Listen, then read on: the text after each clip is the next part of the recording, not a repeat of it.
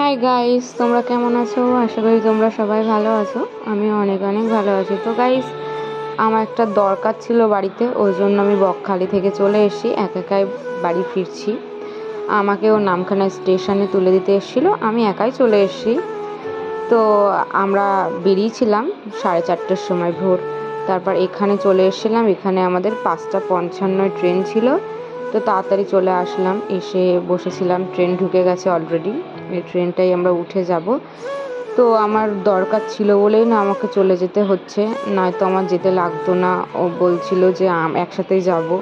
তো আমার দরকার ছিল একটু কিছু বাড়িতে, ওই জন্য তাড়াতাড়ি চলে আসতে হয়েছিল। একটু মনটা খারাপ লাগছে, কারণ একসাথে ছিলাম অনেক দিন, একা একা আসতে একটু মন খারাপই লাগবে। তো ঠিক আছে, ও আবার বাড়ি আসবে, কিছুদিন পরে আবার আসবে। তো আমি একা একাই যাচ্ছিলাম, শিয়ালদায় নেমে একা একাই ট্রেন ধরে একা একাই চলে এসেছি বাড়ি।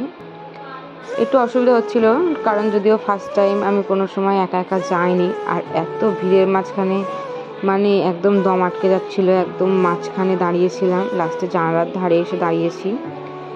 তো তারপরে কোনো একটু কষ্ট হচ্ছিলো, তাও কোনো ব্যাপার না। তো শিয়ালদা এসে আমি আবার শিয়ালদার ট্রেনে উঠে, আমাদের শিয়ালদা থেকে ট্রেন ছাড়লো, আমি যাচ্ছি ভাসলিয়া স্টেশন, নামবো ডাইরেক্ট হাসনাবাদ লোকাল ধরে ভাসলিয়ায় নেমে আমি সোজা বাড়ি চলে আসবো।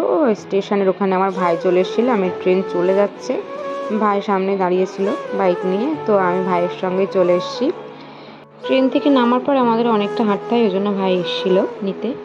তো গাইজ, ভিডিওটা ভালো লাগলে লাইক, কমেন্ট, শেয়ার, সাবস্ক্রাইব করে দেবেন। টাটা, নেক্সট ব্লগে আবার দেখা।